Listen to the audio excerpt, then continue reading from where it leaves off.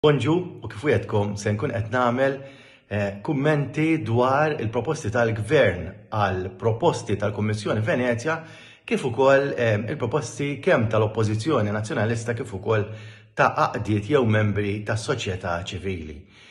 Waħda l-proposti li semmew mill-Partit Nazzjonalista li tidher li hija l-proposta ċentrali, il-fus tal-kumplament tal-proposti, hija propju dik li President ta' Repubblika jinħatar b'żewġ terzi. Sa dinja kienet proposta li għamilt jiena fil-Parlament lura f'diskors ta' Jannar 2010, 10 snin ilu, meta dak iż-żmien Tonio Borg u nsellimlu ħabib tiegħi kien propju Deputy Prime Minister u Leader of the House. Kien baqa' ma sar xejn. Il-proposta tiegħi lanqas ma kienet waħda oriġinali, però l-istess proposta kienet saret fin-1987 Select Committee li kien hemm fil-Parlament għat-tisħiħ tad-demokrazija fejn ir-rappreżentanti tal-Partit Nazzjonalista f'dak il-kumitat kienu propju tlieta min-nies li sussegwentement saru presidenti. Ma nafx kieku daħlet ta' 2/3 kemm kienu jirnexxielhom fil-fatt isiru presidenti, mhux qed ngħid ma kienux presidenti tajbin, probabbli kienu, però dan huwa fatt.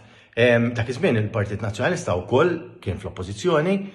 Illum il-Partit Nazzjonalista jgħid fl-oppożizzjoni u il-Partit Nazzjonalista jgħid attent ma jaqax għal kritika, ma jkun suġġett għal kritika li di tal-President b'żewġ terzi jagħmilha biss meta jkun fl-oppożizzjoni u mbagħad meta kien fil-Gvern kellu deputat fih danu li huwa jien li għamilt l-istess suġġeriment u allura seta' jwettaqa dakinhar m'għamel xejn. Irrid ngħid illi Lawrence Gonzi kien għamel pass tajjeb ħafna meta kien issuġġerixxi għal Giorgia Bella, fil-fatt Giorgia Bella sar President ta' Repubblika u effettivament naħseb illi dik ta' 2/3 ta' żewġ terzi minkejja li ma ġietx tradotta fliġi, però fil-verità fil-prattika ġiet implementata. M'għandix dubju li Giorgia Bella kien President illi kien kellu il-kunsens ta' unanimu tad-deputati kollha fil-Parlament.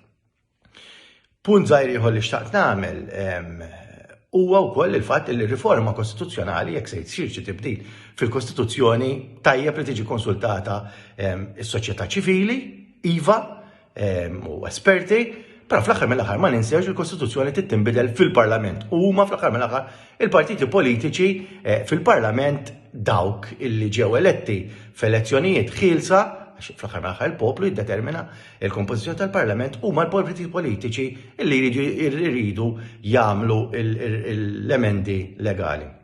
U l-President ukoll biex nikkonkludi preliminarjament fil-qosor ma mbagħad ikolli opportunità nidħol iktar fit-tul. M'għandniex dispożizzjoni fuq kif neħħi l-President. Sa di akademikament tidher xi ħaġa sabiħa iva vojt meta taħseb dwarha, għandu jkollna dispożizzjoni fuq kif jitneħħa President. Meta taħseb fit-tul Italjani għandhom dispożizzjoni kif jitneħħa President, qatt ma tneħħa President, jinbdew xi proċeduri però qatt ma tneħħa President. Għaliex? Għax fil-verità kif tista' tneħħi r-reġina? Jiġifieri il-kap ta' stat fl-aħħar mill-aħħar rivoluzzjoni tista' tneħħih. Sa tgħidli hija xi ħaġa estrema, però meta taħseb dwarha, soċjetà li tiġi biex tneħħi l-President tar-Repubblika li suppost huwa l-simbolu tal-Aqda Nazzjonali, il-Gwardjan tal-Kostituzzjoni, eċetera, eċetera. Dik is-soċjetà tkun tmermret b'mod li probabbli tkun on the brink ta' xi tip ta' rivoluzzjoni. Allura anke hawnhekk akademikament iva jista' jkollok xi dispożizzjoni kif neħħi l-President, però nerġa' ngħid Italjani għandhom qatt mużawha. Niġi u qed nagħmel kummentarju fuq għalissa għal ħatrit tal-ġudikanti.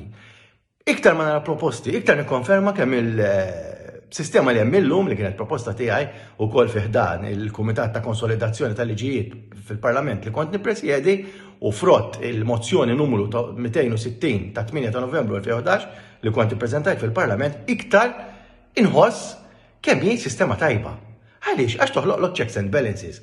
Għanna jisu moviment li qed ngħidu, isma' il-ġudikanti jaħtru l-ġudikanti. Sena ħdimt 20 sena fil-qorti, għandi ta' kuljum, u allura naf iktar minn ħadd ieħor xiġri fil-qorti ta' kuljum, u allura għandek sitwazzjoni fejn qed jgħidulek isma' ejja nimxu lejn il-ġudikanti jaħtru l-ġudikanti. Hawnhekk ħadd tkun qed neħħi checks and balances. Is-sistema parlamentari mhux bħas sistema presidenzjali, apparti l-sistema presidenzjali huwa l-eżekuttiv li aktar ġudikanti, ma ejja ma mmorrux hemm.